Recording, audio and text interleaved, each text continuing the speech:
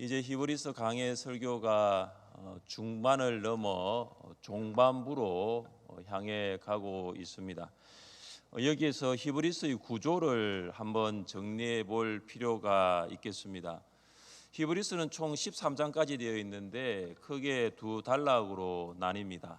1장 1절부터 10장 18절, 오늘 본문까지입니다. 오늘 본문이 10장 18절까지가 전반부고 10장 19절부터 마지막 13장까지가 후반부입니다.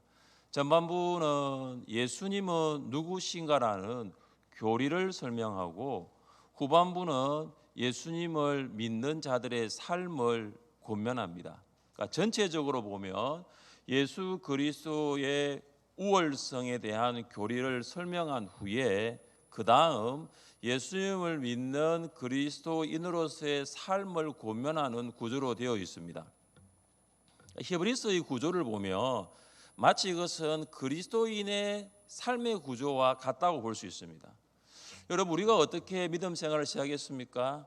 그리스도가 누구신지를 알고 믿었습니다.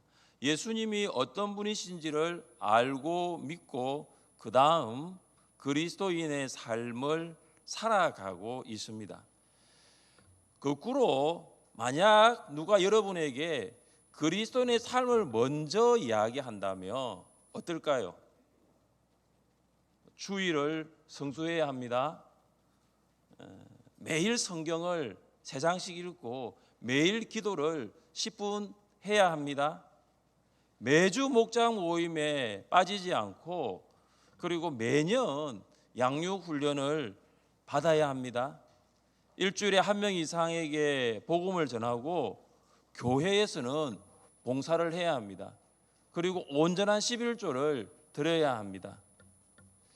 그리스도인으로서 이렇게 살아야 합니다라고 가장 먼저 듣는다면 여러분 마음이 어떻겠습니까? 부담이 생깁니다. 이걸 어떻게 다 할 수 있을까? 그러니까 그리스도인의 삶이 마치 부담으로 다가오는 것입니다. 왜 그리스도인의 삶을 먼저 말하면 부담이 될까요? 우리는 본질상 죄인이기 때문입니다. 그러니까 본질상 죄인은 그리스도인이 될 수가 없어요.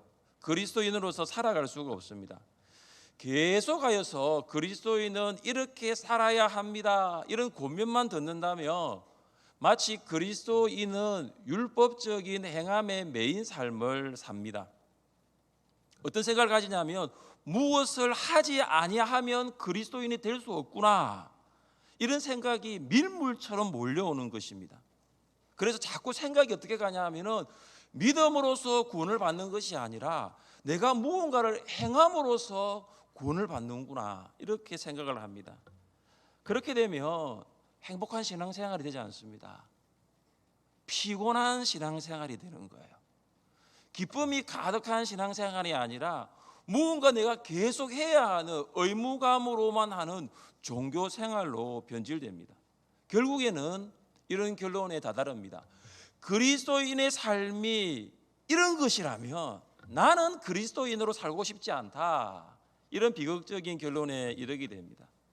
그래서 오늘 본문이 참 중요합니다. 왜냐하면 오늘 본문이 예수 그리스도가 누구신지, 그리고 예수 그리스도께서 하신 일이 무엇인지를 잘 설명하고 있기 때문입니다. 히브리서 저자는 예수 그리스도께서 한 번에 드리신 제사를 설명하기 위해서 제사장이 드린 희생 제사를 언급합니다. 1절입니다. 율법은 장차 올 좋은 일의 그림자일 뿐이요 참 형상이 아니므로 해마다 늘 드리는 같은 제사로는 나아오는 자들을 언제나 온전하게 할 수 없느니라.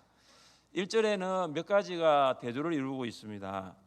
1절을 보시면 율법과 장차 올 좋은 일, 대조를 이루고 있고요.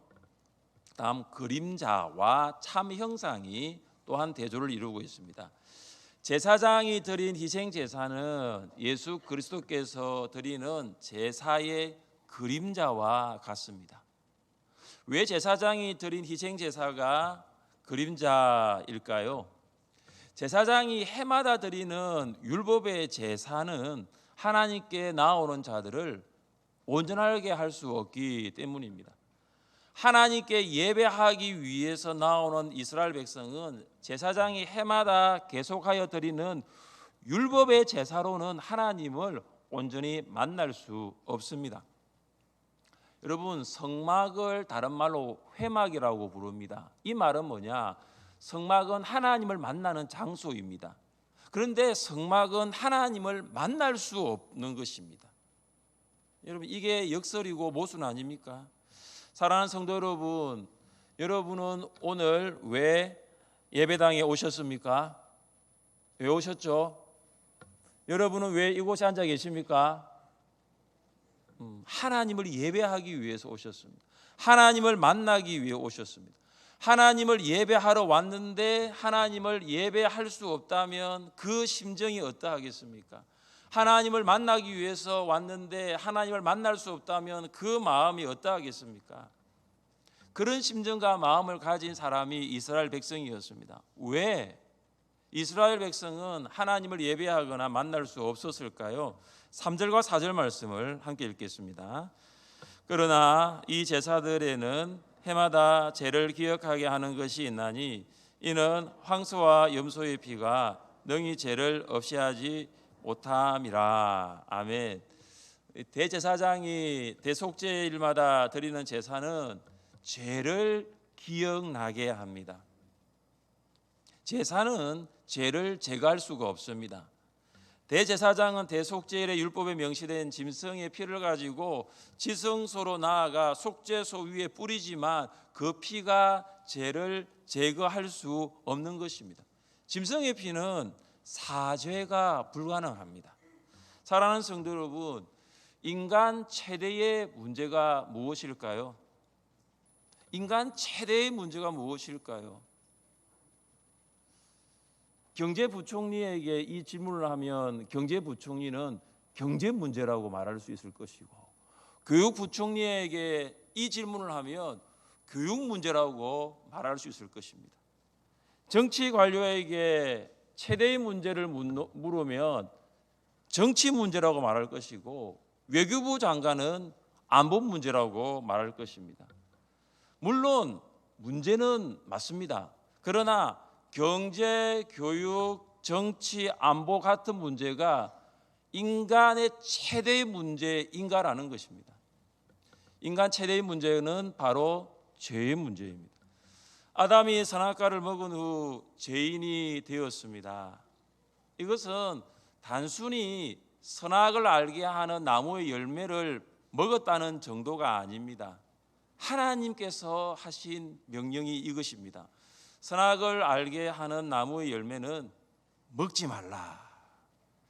이 하나님의 말씀에 대한 명백한 불순종을 저지른 것입니다. 피조물 인간이 창조주 하나님의 주권에 대한 도전입니다. 인간은 하나님의 뜻에 살도록 창조되었습니다. 그러나 하나님의 뜻이 아닌 자기 주장과 자기 생각을 따라 살기 시작하였던 것입니다. 한 사람 아담은 죄를 지었고 아담의 후손으로 태어난 모든 인간은 죄인입니다. 지구상에 죄인이 아닌 사람은 아무도 없습니다. 우리 모두는 죄인입니다. 그런데 어떤 사람에게 당신 죄인입니다 라고 이야기하면 나는 죄인 아닙니다 라고 합니다. 그 말은 나는 죄를 지은 게 없습니다. 나는 지은 죄가 없습니다 라고 생각하기 때문입니다. 그러나 모든 인간은 죄인입니다. 모든 인간이 죄인이라는 것을 무엇으로 증명할 수 있을까요?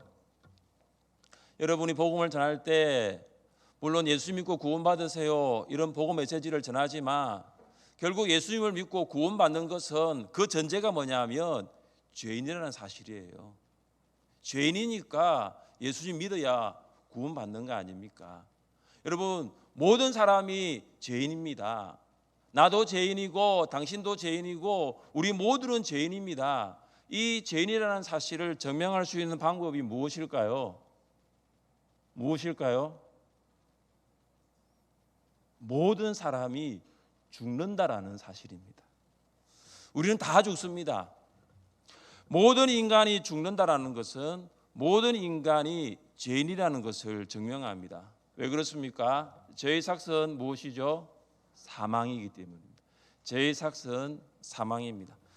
죄인은 절대로 스스로 죄의 문제를 해결할 수 없습니다. 죄 없으신 분만이 죄의 문제를 해결할 수 있습니다. 그러나 이 지구상에는 죄 없는 사람이 아무도 없습니다. 그래서 하나님께서 성육신하여 인간으로 세상에 오신 것입니다. 하나님은 짐승의 피로서는 도저히 해결할 수 없는 죄의 문제를 해결하기 위하여 이 땅에 오신 예수 그리스도이십니다. 우리 함께 5절부터 7절까지 말씀을 읽겠습니다. 그러므로 주께서 세상에 임하실 때에 이르시되 하나님이 제사와 예물을 원하지 아니하시고 오직 나를 위하여 한 몸을 예비하셨도다. 번제와 속죄제는 기뻐하지 아니하시나니 이에 내가 말하기를 하나님이여 보시옵소서. 두루마리 책에 나를 가리켜 기록된 것과 같이 하나님의 뜻을 행하러 왔나이다 하셨느니라. 아멘. 이 말씀은 구약성경 시편 40편 6절부터 8절까지의 인용입니다. 이 말씀에는 예수님이 율법에 명시된 희생 제사의 제물보다 더 우월한 제물이심을 대한 논증이 이 말씀에 있습니다. 다시 말해서 희생 제물의 제사는 완전한 속죄를 이루지 못하였지만 예수 그리스도께서는 몸을 단번에 십자가에 들이심으로 완전한 속죄를 완성하셨습니다. 성경은 이것을 예수 그리스도의 하나님의 뜻에 대한 자발적인 순종으로 표현하고 있습니다. 예수님은 하나님의 뜻에 순종하여 자신의 몸을 십자가에 한 번의 제사로 드리신 것입니다. 자, 그렇다면 예수 그리스도의 한 번의 제사는 우리를 어떻게 하였을까요?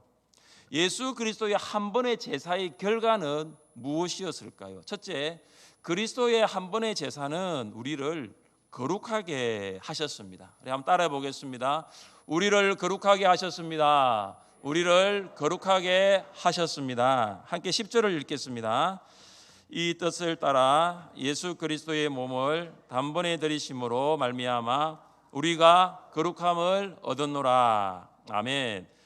예수님이 하나님의 뜻에 자발적으로 순종하여 한 번의 제사를 십자가로 자신의 몸을 드렸을 때에 그 결과가 무엇입니까?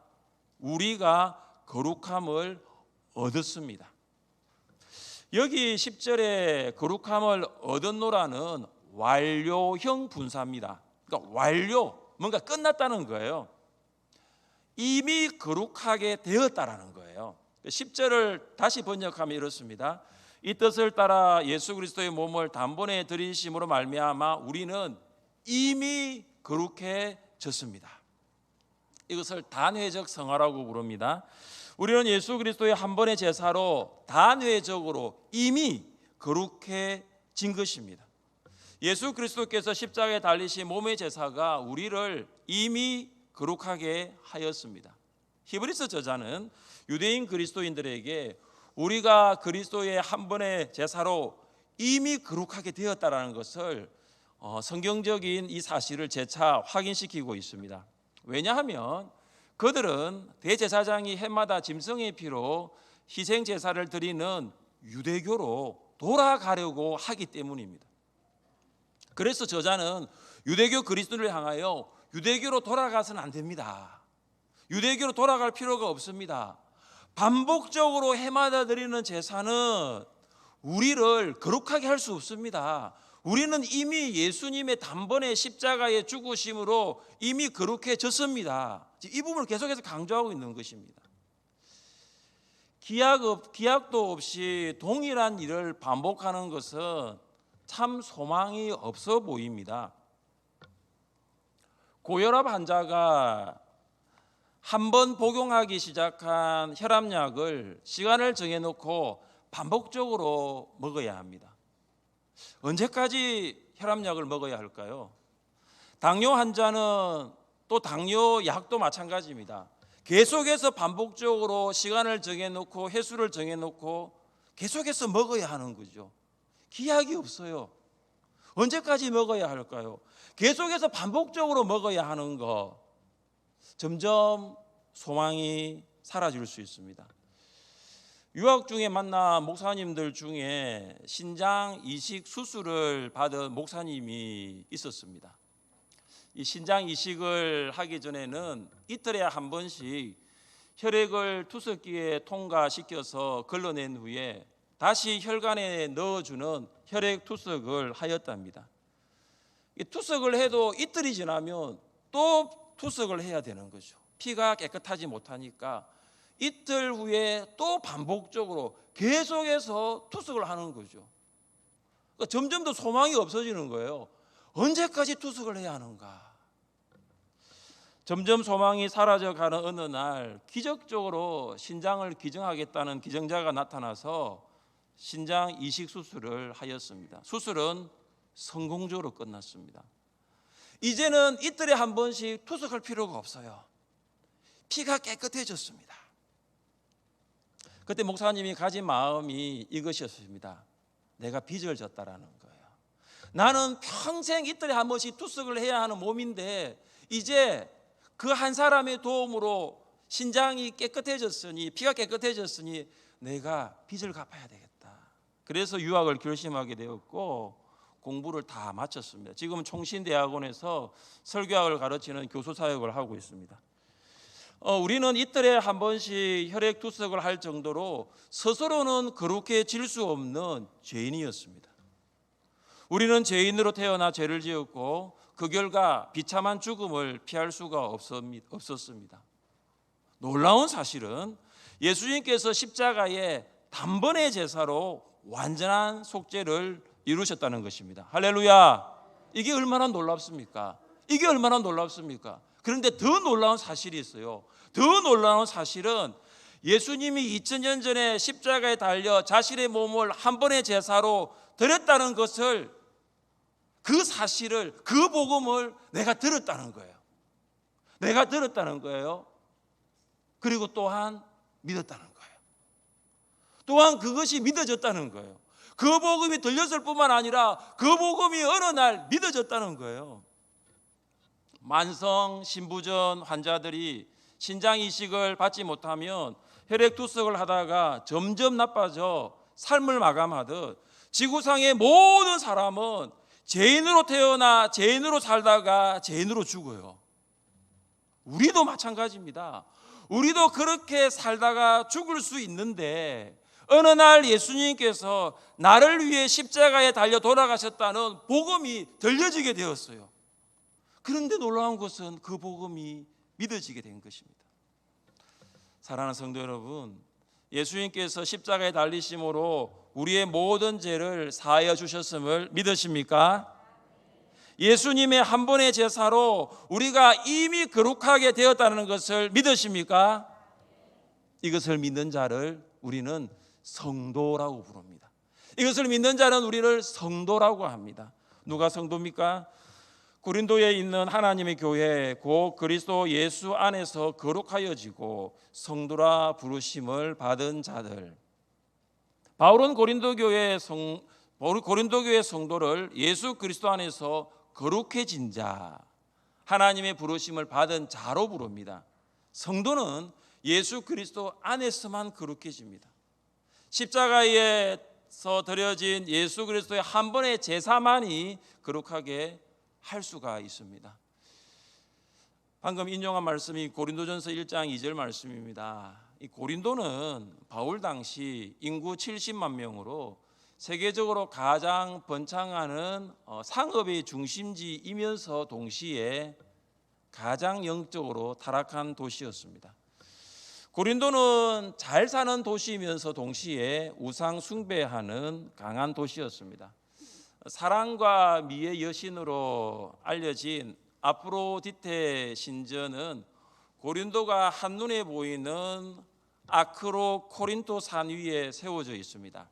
이 아프로디테 신전에는 1000명이나 되는 신전 전속 장녀들이 있었고, 아프로디테를 숭배하는 사람들은 신전 전속 장녀들을 마음대로 이용할 수가 있었습니다. 고린도의 타락상을 말해주는 두 사람이 있습니다. 여러분 잘 아시는 철학자 플라톤입니다.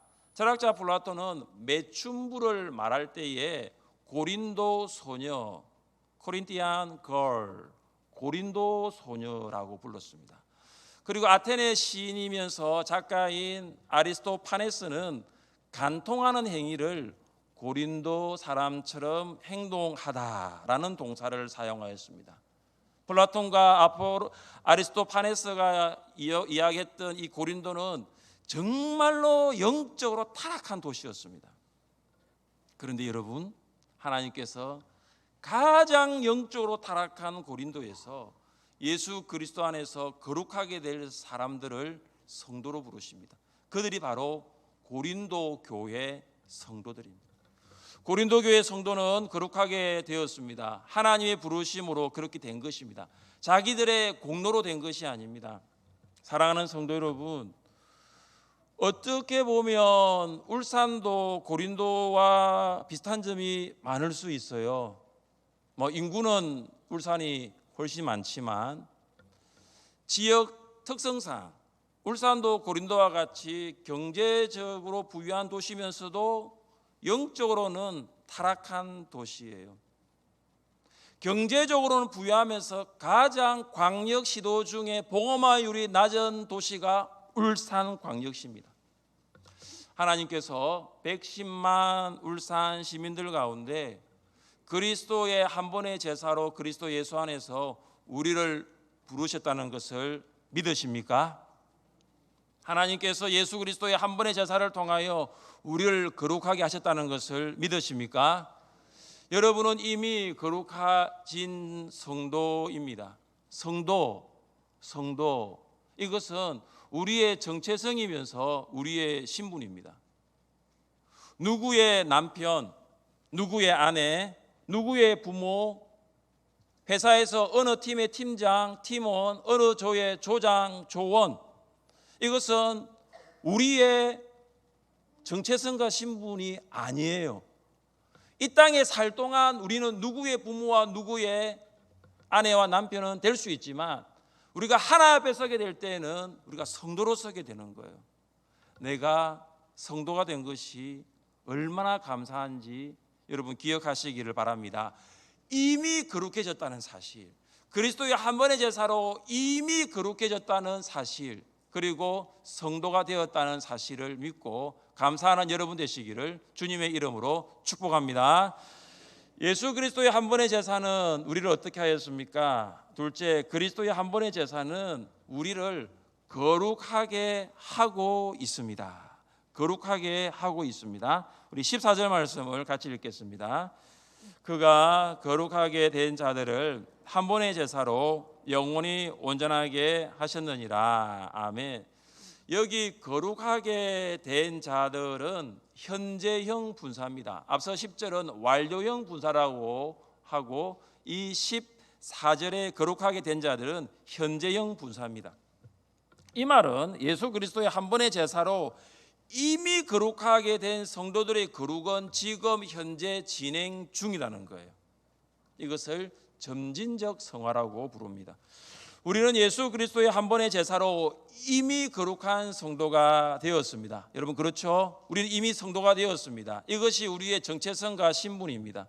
그래서 우리의 정체성과 신분은 성도예요.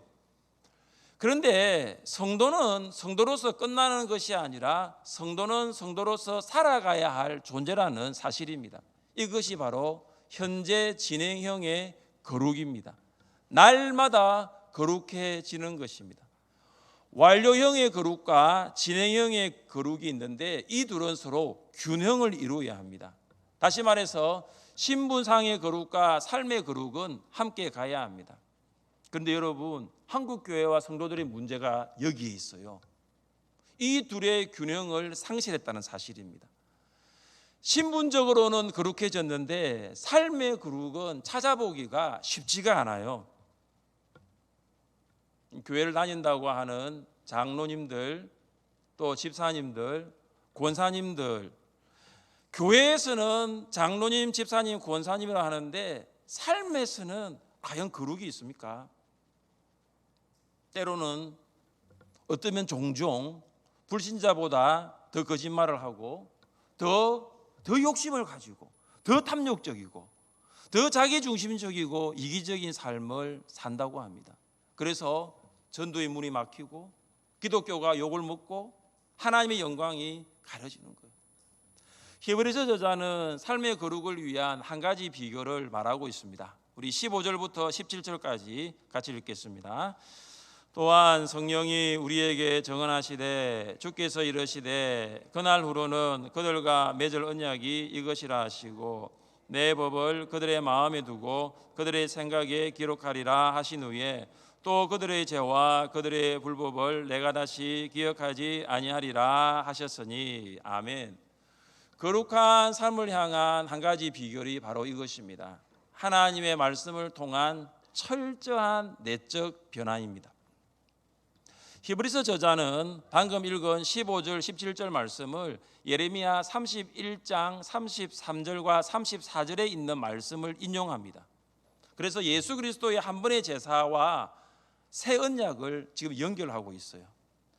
예수 그리스도의 한 번의 제사로 거룩하게 된 성도는 새 언약, 다시 말해서 하나님 말씀을 통하여 날마다 거룩한 삶을 살아갈 수 있는 것입니다. 하나님의 말씀을 성도의 생각과 마음에 두는 것이 필요합니다. 하나님의 말씀이 성도의 마음과 생각을 지배할 때에 그 말씀이 성도의 삶을 날마다 거룩하게 변화시킬 수 있는 것입니다. 여러분, 오늘 읽은 이 히브리서 10장 15절부터 17절 말씀, 그리고 이 말씀이 기록된 예레미야 31장 33절과 34절 말씀은 성경의 기록만으로 남아있지 않습니다. 이 두 가지 말씀은 성도의 삶의 간증으로 나타나고 있습니다. 우리 교회는 하나님의 말씀을 통한 철저한 내적인 변화를 경험하고 있어요. 지난주 화요일에 있었던 제자반 5기에서 이것을 나누었어요. 전반기 6개월을 돌아보면서 감사한 것을 한번 나누어 봅시다. 참 많은 감사의 제목들이 있었고 풍성했습니다. 그 중에 제가 설교를 준비하면서 기억에 남았던 것이 바로 이것입니다. 제자 훈련을 통하여 내 삶이 변화되고 있습니다. 이 간증입니다. 10년 동안 교회를 다녔다고 하였습니다. 10년을 교회를 다녔는데 10년 동안 변화되지 않았던 삶이 4개월 동안의 제자 훈련을 통하여 예배의 삶이 변화가 되고 말씀과 기도의 삶이 이것을 통하여 변화되고 있다는 간증이에요.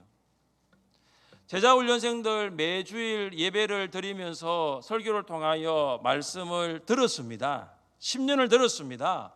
그러나 거룩한 삶을 향한 철저한 내적인 변화는 그다지 일어나지 않았다는 것이에요. 이것은 예배와 설교가 사람을 변화시키는 능력이 없다는 것을 말하는 것이 아니에요. 물론 예배와 설교가 사람을 변화시킵니다. 그러나 우리의 반응이에요. 여러분, 예배와 설교에 대한 반응은 굉장히 소극적이에요.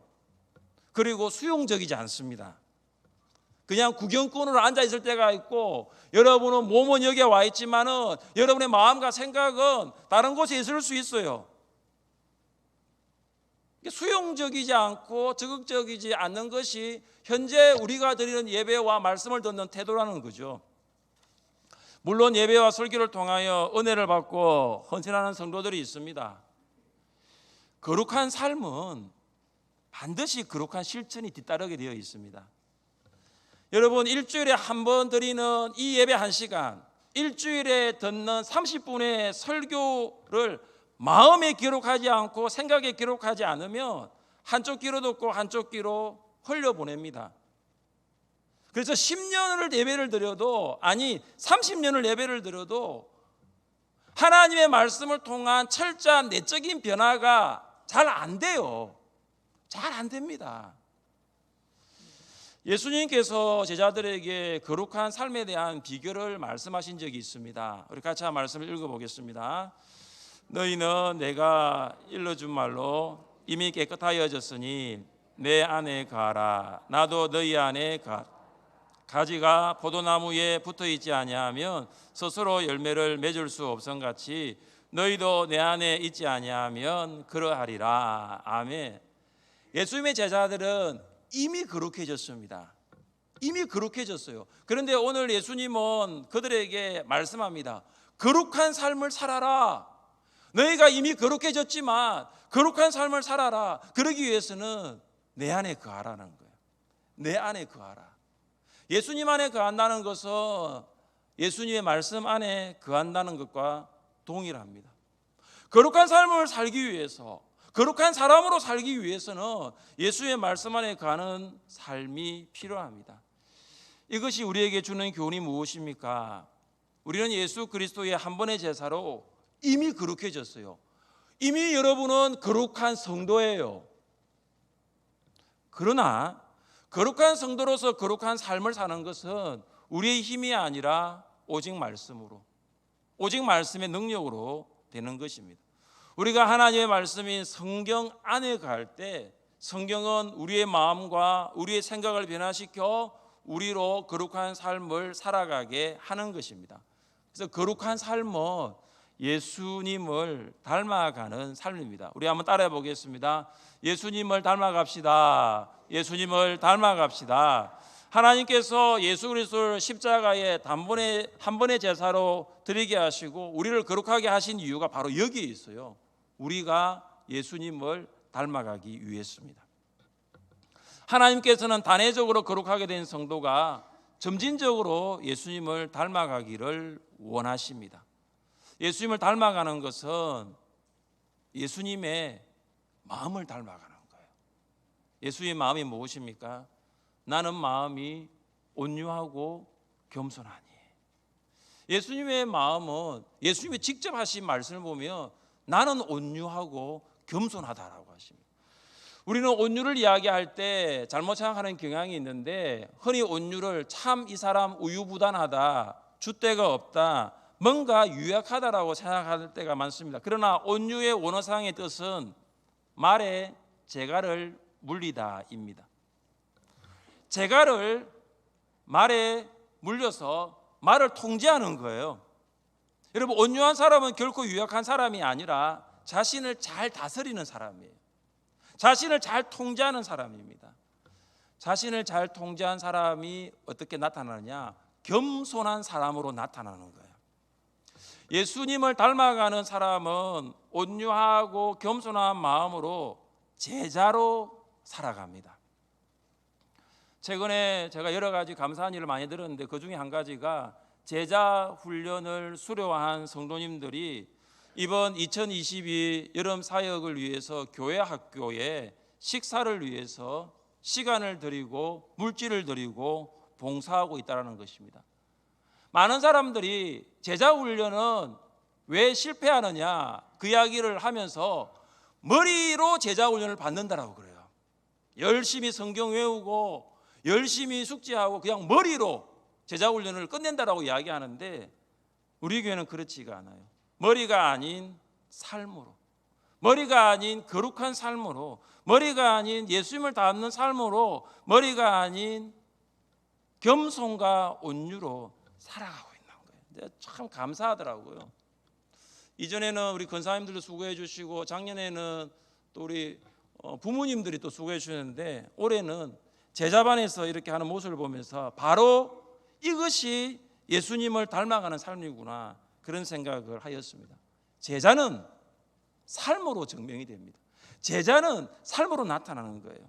사랑하는 성도 여러분, 우리는 이미 거룩해진 성도인 줄 믿으시기를 바랍니다. 거룩한 성도는 거룩한 삶을 살아가는 거예요. 말씀이 내적인 변화를 일으킬 수 있도록 하십시오.